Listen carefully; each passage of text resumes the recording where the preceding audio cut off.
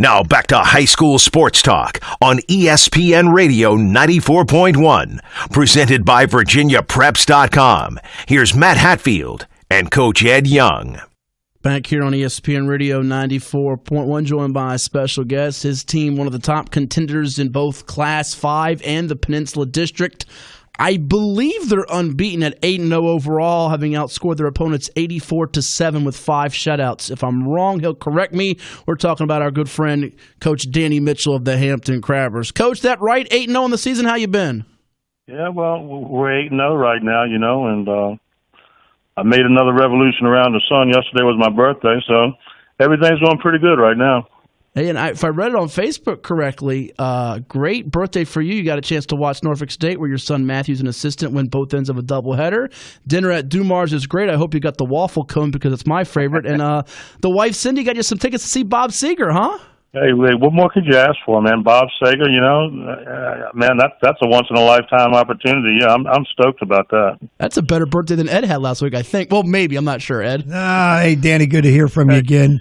Congrats on getting around the sun, as I think you put it. And somebody told me I got around there last year, too. I just turned 102, so I feel good for 102. I just got to get my knee fixed. Yeah, I'm glad to be on, man. It's not baseball season unless I talk to you guys. And I wanted to congratulate you, Ed, on a great season. I mean, it's just nice when, us old guys have a good run like that. I know you enjoyed it, and I know it was a tough loss, but you got to be happy with your season. No question about it. And as I was saying, I enjoyed my birthday last weekend. I got to see the Yankees win 2 in Baltimore.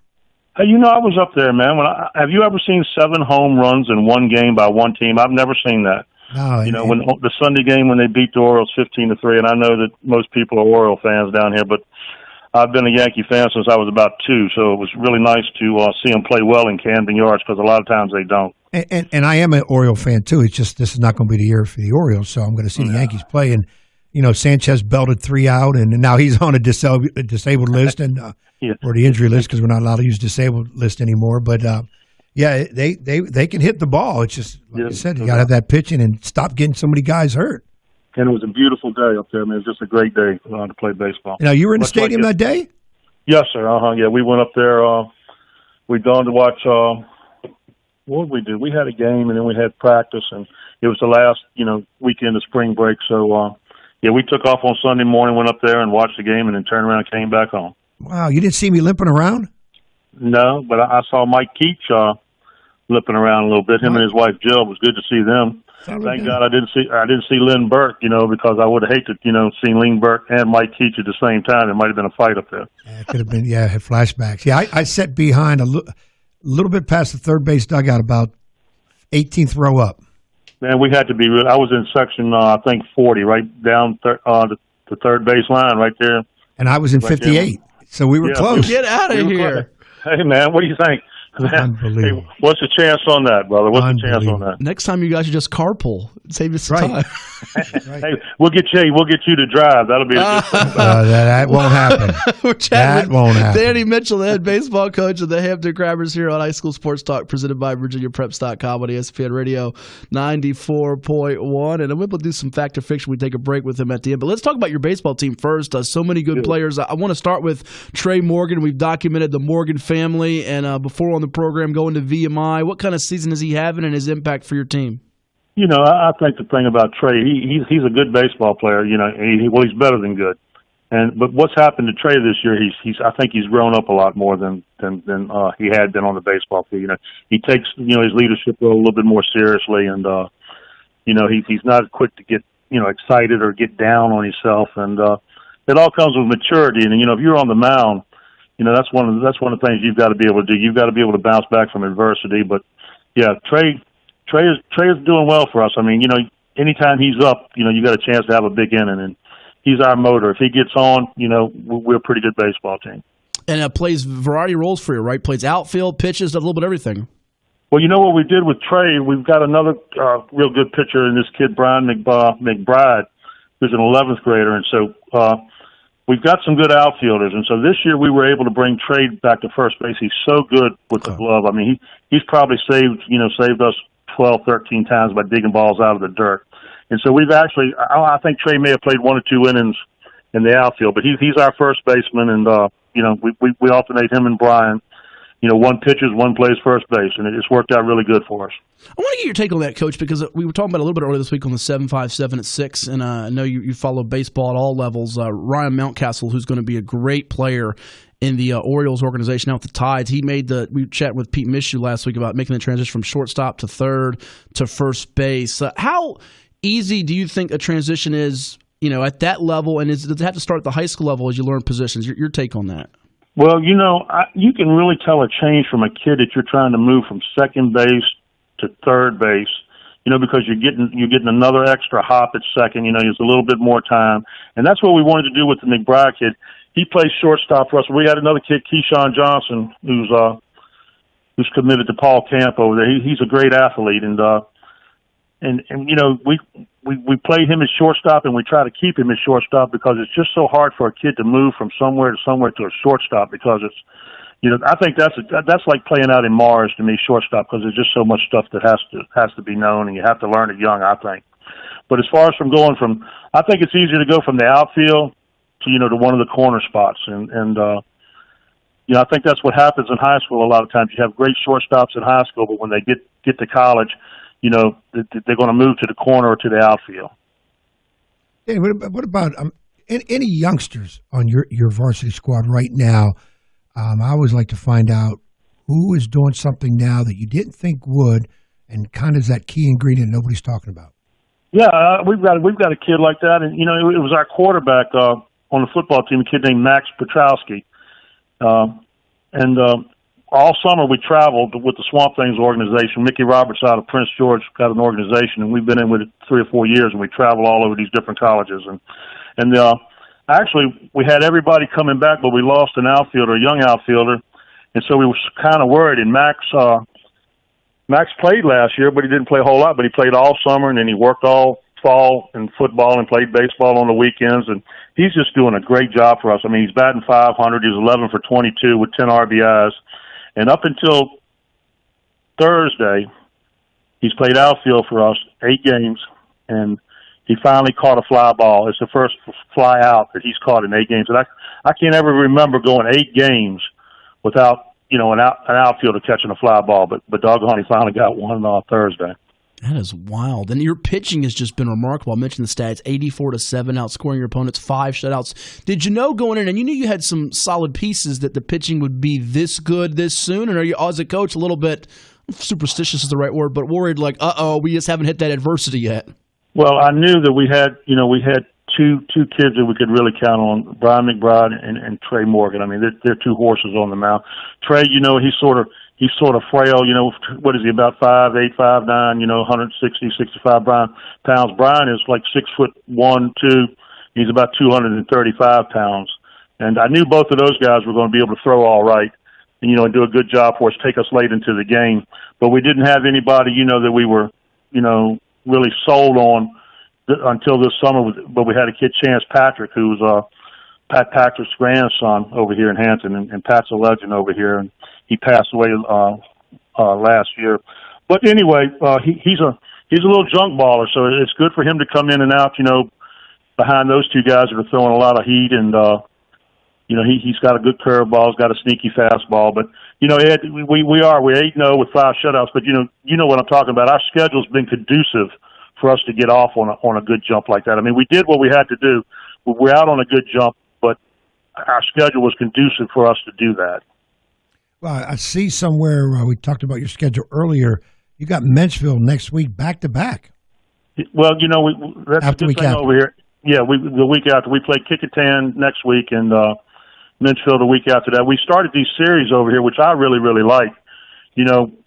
People don't understand, but when you play a baseball schedule the way it used to be, you play it all the way through. Like we played you, the 3rd week of the season. Well, we wouldn't play you again until 2 weeks before the season was over with. And so, you may go 3 years, and you may see their number 1 the whole time, every time. I mean, there's times that I know that I've pitched number 1s against, Bethel and Kickintan and, teams that we had to beat, because you could look at your schedule and you could arrange it that way. And what we've done now, we've gone more on a college level. I think they used to do it at the beach, but, we're going to play you on Tuesday. You decide who your Tuesday pitcher's going to be. and then we're going to turn around and play again on Thursday. So you're going to see a 1 and a 2. And that's what baseball is all about. It's not about winning one game. It's about, what can you do over the long haul? And I've enjoyed it. I mean, I think it's really, really good for us over here. Yeah, I like it. It's something I think other districts should probably look into, explore, and possibly adopt. We're chatting with Danny Mitchell, the head baseball coach of the Hampton Crabbers, our guest here on High School Sports Talk, presented by VirginiaPreps.com on ESPN Radio 94.1. You can go see Coach Mitchell's Crabbers at Danny Mitchell Field coming up on Tuesday against Kickingham. Then they visit them on the 18th next Thursday, and then the big series with Minchville home and away the 23rd of April, the 25th of April. Sort of handicap for us a little bit, this Peninsula District, which is very good yet again, and Class 5 Region A. We saw it a year ago, Coach, with the playoffs, how odd it was in Region 5A. You were one of those teams that got to the semifinals. Menchville won the region over Maury, who ended up advancing after the forfeit pitching rule for Hickory in the semifinal game they had won. It should be very competitive again, I think, quarterfinals and semifinals. Would you not agree? It's going to be, the Division 5 is going to be competitive. I mean, last year, when we took our 8 top teams, the way they did it in the region, I don't think that the 8th team had but about 5 losses, and some of these teams, some of these regions were getting in, with losing records. So Division 5 right now, as far as in, our Division 5, it's really strong. And you don't know, you don't really know the way they do it. Somebody could be ranked 1 in the region, over there in the southeastern district where they beat the brains out of each other. They're really, really good teams, and they lose a few more games than you do. You might be, you could be the 2 seed, and you could be playing a 6 seed or a 7 seed, and that 7 seed come out of that southeastern district. I'm not really sure that you're better than they are, or vice versa. It's just the playoff. When it comes to playoff times, unless you're playing a Peninsula District team, you really don't know much about what's going on. Well, Ed, you've seen that in basketball with the 7 and 8 seeds in Region 5A. And then next year, you guys get the great fun of going to, an 18, 19 team region next year in Region 5A? Something of that nature, I believe. I think we're going to 4 or something next year. I don't know. They just tell me what Roman numeral goes behind the division, and that's what we play. But, I don't know what else they could do about it. I know, over here, I guess everybody would say, Minchville, Gloucester's really, really good, and Kevin always has a great team at Woodside, but they're in Division 6. But I do know one thing, guys. I know that if you start looking at a Minchville series, 2 weeks away, Kickinham's going to beat you behind on Tuesday and Thursday. That's just the way it is over here. And all it takes is, for one of your pitchers just to have a bad day, and they're going to have a bad day. Brian McBride really didn't have his stuff at Bethel until about the 4th inning, but we were late. He kept us in the game. And we finally got going. And I just don't, the guy at Heritage told me he's got Heritage competitive. They're not winning a lot of games, but you don't just walk on the field and beat them anymore. I don't know whether that's to say, maybe we're down in the Peninsula District a little bit, but I think it's parity, just coming round, and it's a pretty good league over here.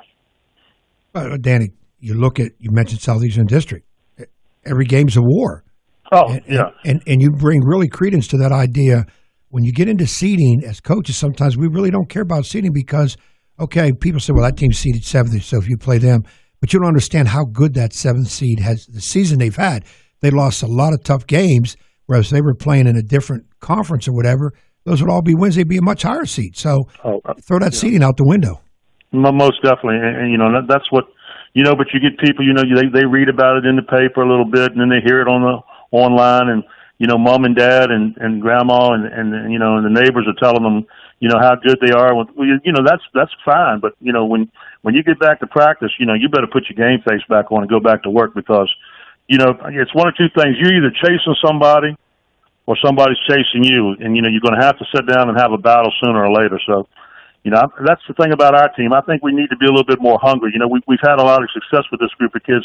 A lot of these kids are playing for their 3rd and their 4th years. This is the first time that we don't have a 9th or 10th grader on our baseball team. We've got a bunch of juniors, and we've got, a select few of seniors. But, they have had success in their 10th grade year, and a lot of them in their 9th grade year. And so then last year, we were pretty good too. And so this year, I think that's the one thing that we really need to work on is you want a team, guys, that's got a little swag about them. You want them to know that they're good.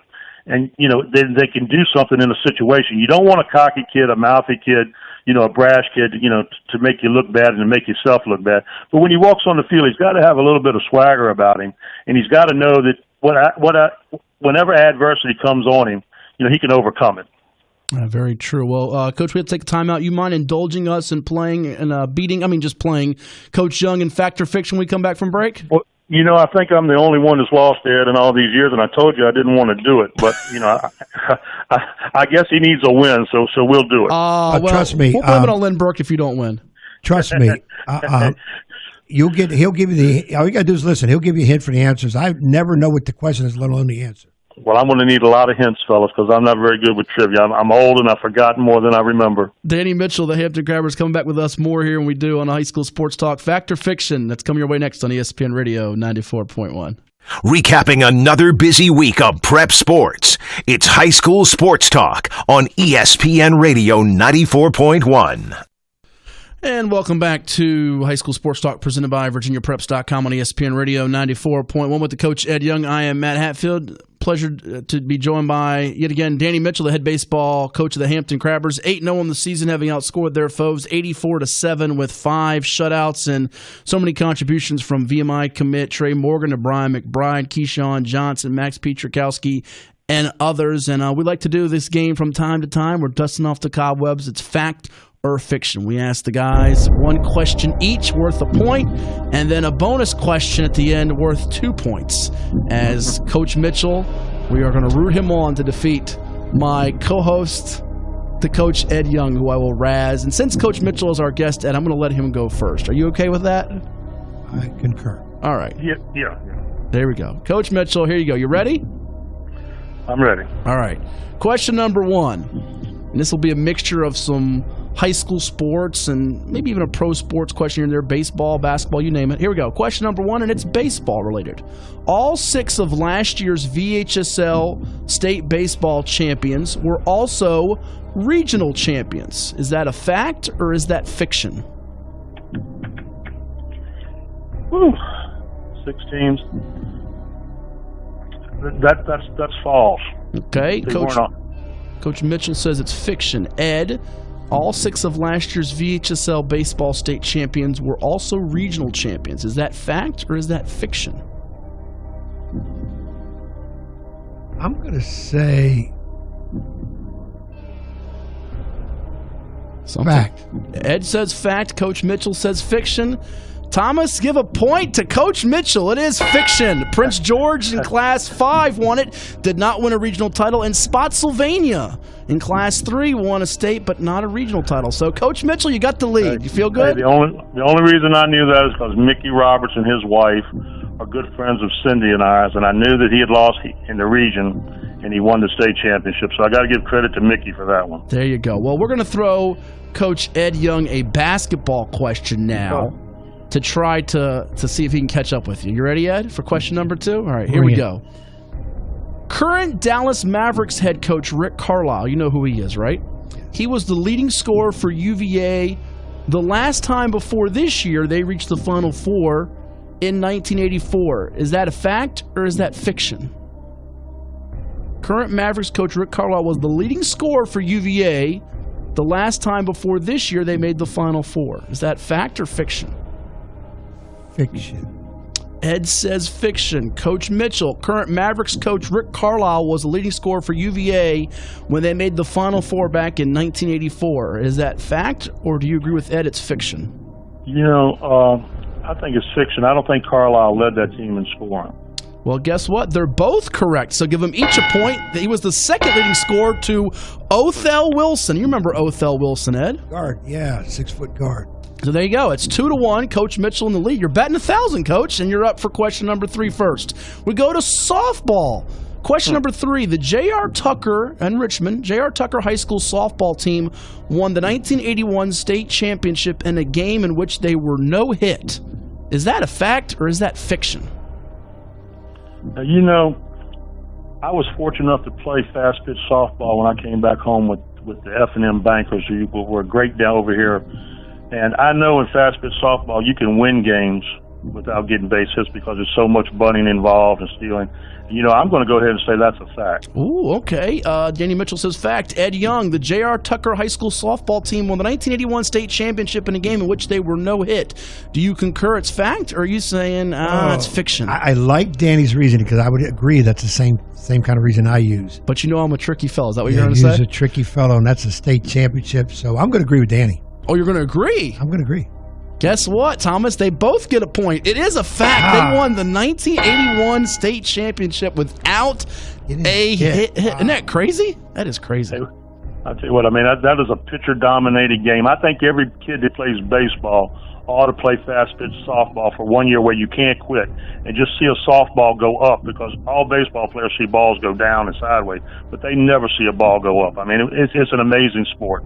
Well, we got a good one here. It's 3-2. Danny Mitchell leading Ed Young in fact or fiction here on High School Sports Talk, presented by VirginiaPreps.com on ESPN Radio 94.1. Two more questions and the 2-point bonus question. And for question 4, Ed is up first, and it is basketball related.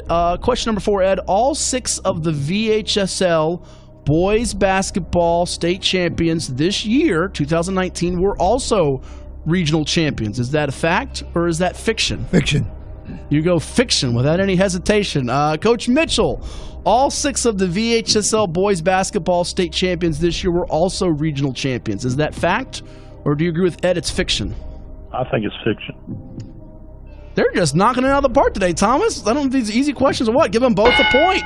There was one team that didn't. Now, Ed, I'm not going to give you any extra points. Do you know who the team that did win the state championship didn't win a regional title, or do you not know off the top of your head? You should know since you broadcast these games. I looked at all the stats. I don't know it off the top. All right. I'll tell you, it's GW Danville. They won the state title in Class 4, but did not win the region title. They lost that to Jefferson Forest. So it is 4-3. Coach Mitchell still batting 1,000, and he's up for question number 5. Coach Mitchell, all 6 of the VHSL girls basketball state champions this year were also regional champions. Is that a fact, or is it fiction? I think with girls, where there's not as many, I don't think there's as much parity as it is in boys basketball. Now, I hope they don't blow your lines up because I said that, but I'm going to say that all the girls in one region, one state. All right, Coach Mitchell says fact. Ed, all 6 of the VHSL girls basketball state champs this year were also regional champs. Is that a fact or is that fiction? This is for the game. No, you have a 2-point bonus question. It's not for the game. This is the question. Coach Mitchell says fact. Ed Young, all 6 of the VHSL girls basketball state champs here in 2019 were also regional champs. I want to use the lifeline. You can't do that. It's not part of the game. This isn't Who Wants to Be a Millionaire. You can't do that. Well, all right, I'm going to look it up on my phone. People. You can't Google it. You going to pass and get no point here? No, we can't do that. Well, put your phone down. You can't cheat. He's trying to cheat, Coach Mitchell. Hey. I tried that last year. I couldn't get it to come up quick enough. Yeah, you guys aren't fast enough. The kids, we had we have it here. Surrey Zamar Slade, basketball player going to Virginia Wesleyan. He was Googling stuff faster than I think our research department can Google. Hey, I know absolutely zero about basketball. You guys know that. I love basketball coaches, but I don't know anything about that. Well, we'll give you a hint. Our bonus is a baseball, so we'll see. And we'll have to make you go first, Coach, because you could obviously agree if you have the lead. But we'll see here. Ed, you got to give us an answer. Fiction. Ed says fiction. Coach Mitchell says fact. Put a point down for Coach Mitchell, Thomas. It was a fact. All 6 girls basketball state champs. Coach Mitchell, he really, he's got a little bit of Ed Young in him. He tries to trick you. I don't know it. He's batting 1,000, folks. 5 for 5. You're the first in a while to do that in this game. So win, lose, or draw. You can't lose. You did a great job. And you got a bonus question to secure the victory. Are you ready for the bonus question? I'm ready. All right. You cannot lose this game. The worst you can do is a tie. So here we go for Coach Danny Mitchell, beating Ed 5-3 at the moment. Bonus question. New York Mets outfielder Lance Johnson not only led Major League Baseball in hits in 1996, but it was the only time in his 14-year career that he had more than 200 hits in a season. Is that a fact or is that fiction? That's a fact. Coach Mitchell says fact. Ed? That's a fact. I know this. You're not going to disagree? Well, I would have it. I could disagree, but I'll be wrong. Okay, you're going with fact. I'm going to have to. Well, I'll disagree because he went fact. It's an automatic win for him. Are you disagreeing?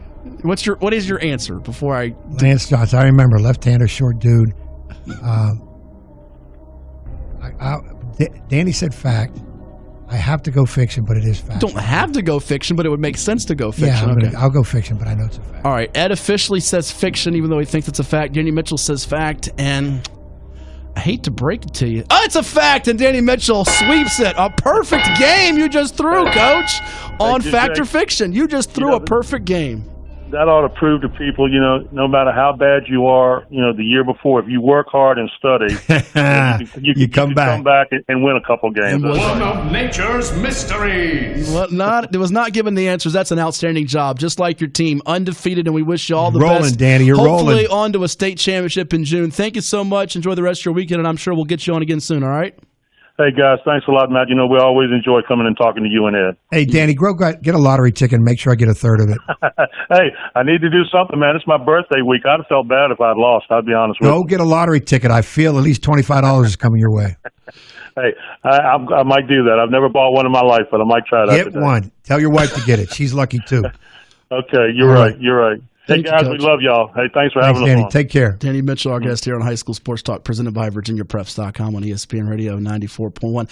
Thomas, I'm not joking about this. I think the last person to throw a perfect game on Fact or Fiction was Lynn Burke one morning, and I forgot who he went against. It might have been, I don't think it was Danny Mitchell. It might have been Rod Johnson or so. I forgot who it was.